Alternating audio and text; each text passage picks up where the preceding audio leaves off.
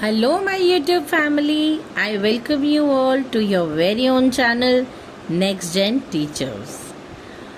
आज का जो हमारा टॉपिक है वो एक और थ्योरी के ऊपर है।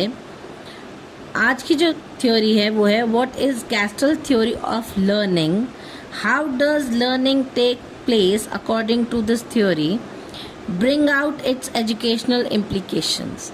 अब जैसे कि आपको पता है कि हम सारी थ्योरीज के बारे में पढ़ रहे हैं अभी, तो ये एक और थ्योरी है जिसका नाम है गैस्टल थ्योरी।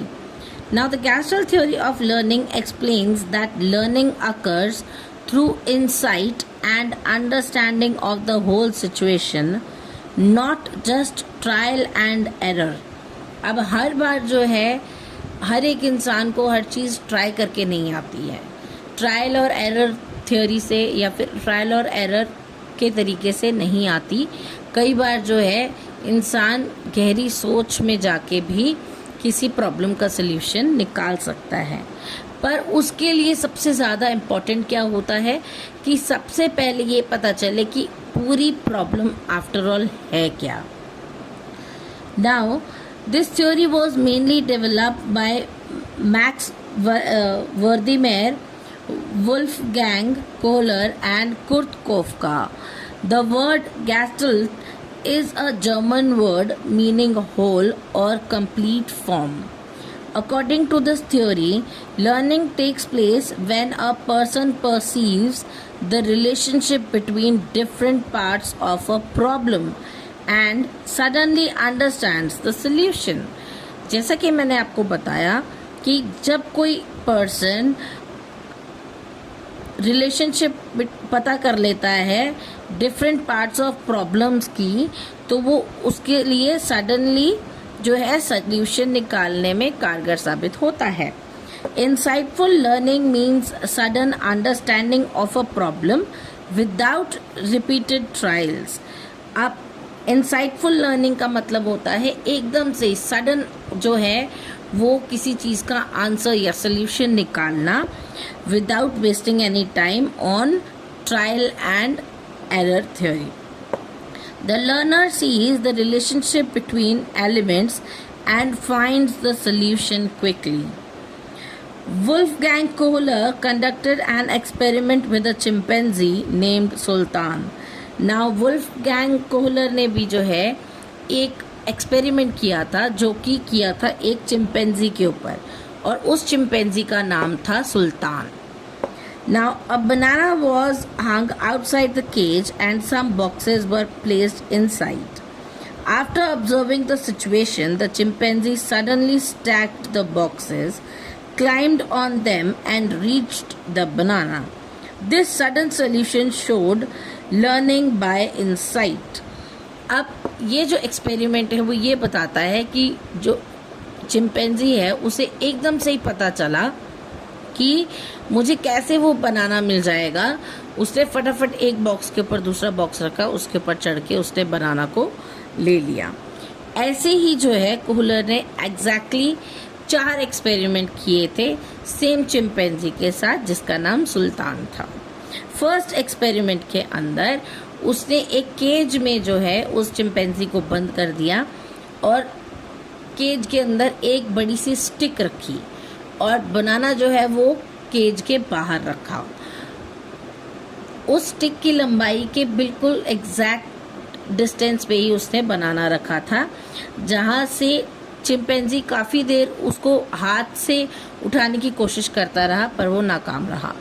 बाद में जब उसको इंसाइट आई कि मैं इस स्टिक की मदद से उस बनाना को ले सकता हूँ, तो उसने ठीक वैसा ही किया। उस स्टिक की मदद से जो है प्रिजन के बाहर जो बनाना पड़ा था उसको अपनी तरफ खींचा और वो बनाना खा लिया।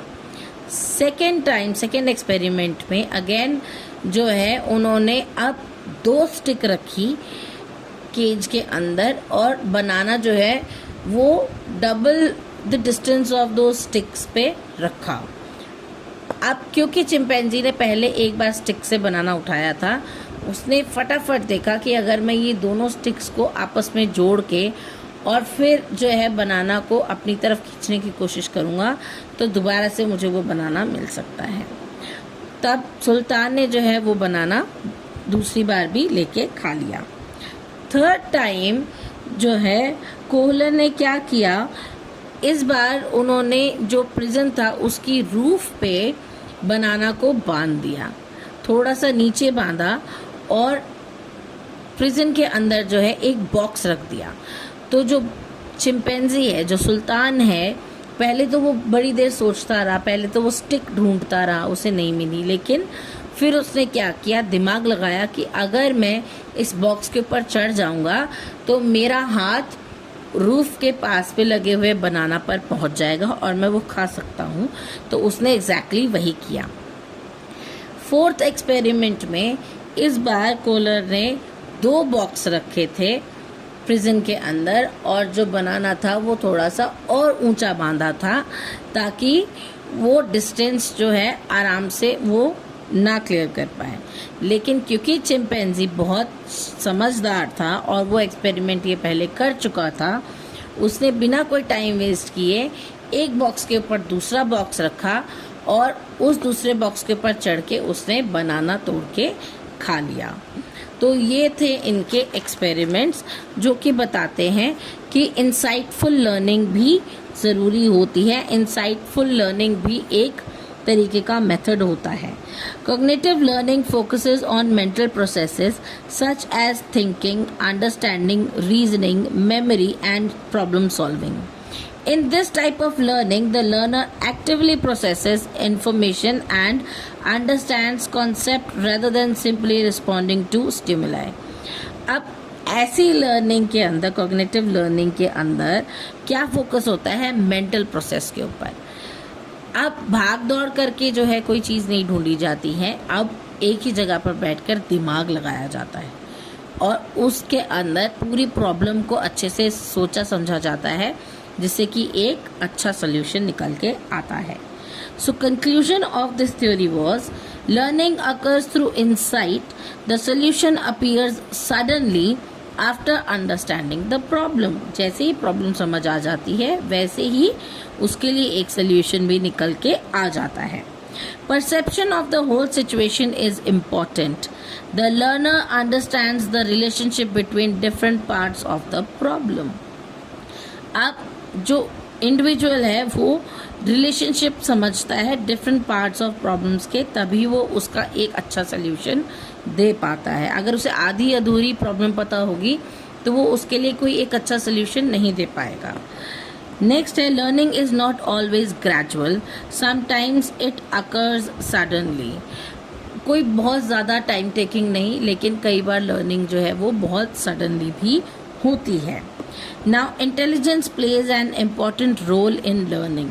ऑब्वियसली अगर कोई इंडिविजुअल इंटेलिजेंट होगा तो वो लर्निंग भी बहुत जल्दी कर सकता है। Past experience helps in solving new problems.